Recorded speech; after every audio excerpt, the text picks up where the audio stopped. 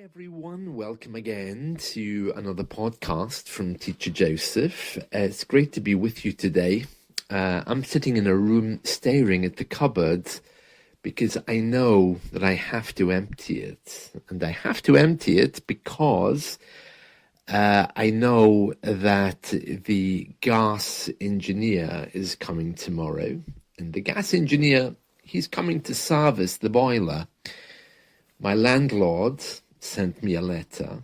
Apparently, this is a yearly thing which is required by law, that they have to come in and look at the boiler to make sure it's running okay.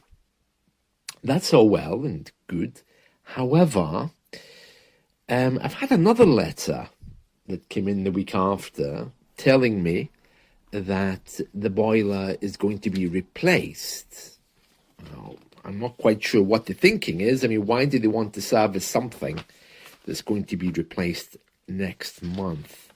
And I'm going to read you the letter that I've had. It says here, "Dear tenant, your home is included in the upcoming boiler replacement program.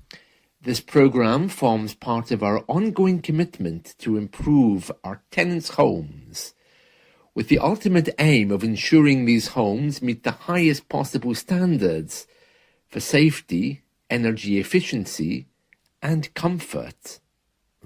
Well, yeah, we'll see about that. But anyway, the letter goes on to say, "The works will involve the removal of your existing gas boiler and the installation of a new, modern, energy-efficient system."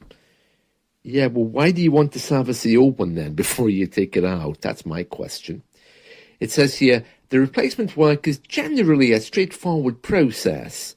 However, should we encounter any unexpected issues with installation, we aim to resolve these with minimal disruption." Oh yeah, I've heard that before. Right, let's see what else it says. Key points to note. You will receive advance notice of your installation date. Works typically take 1 working day to complete. The heating and hot water provision within your home will be disrupted whilst the works are taking place. And then it goes on to say, "We will make every effort to carry out the work safely and efficiently." Oh, well, that's good to know. Yeah. So you can hear there that change is happening. But yeah, so it's getting serviced tomorrow. And then next month they're replacing it. Doesn't make a blind bit of sense to me, that logic. But anyway, that's the news. Yes. And speaking of news, I suppose you've heard maybe on the UK media that somebody somewhere in our government has decided that our school meals, that's the meals our kids get at school, are really unhealthy. And they've decided to make them all healthy in order to deal with the obesity crisis, which is currently sweeping the UK. And I don't know why they think eating healthier is going to help, because those kids need exercise, you know. When I was at school, I was sent running around the school block twice, even when it was snowing. But kids these days, they can opt out of physical exercise, or they can say that they're unfit, can't they? So anyway, yeah, that's something which is happening. So no donuts in schools are to be allowed, no excess sugar, no rolls like sausage rolls. But everyone's a bit concerned because, well, first of all, who pays for the food? Because many of these schools, what they do is they use private companies. So if the law is being changed, what's going to happen there? And how is it going to be monitored? Who's going to be checking?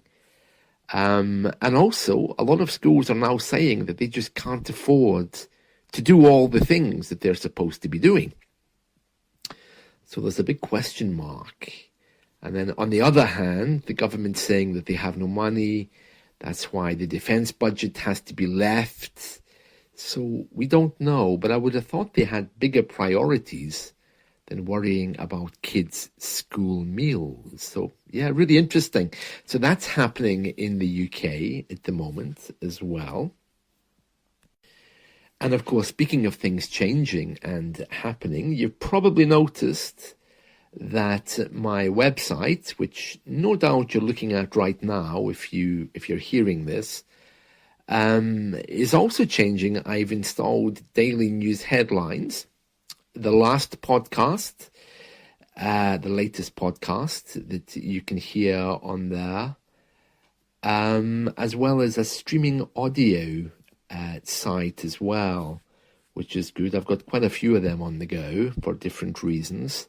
So yes, it's all changed. It's been very interesting for me learning about programming and coding. I'm looking after my own websites.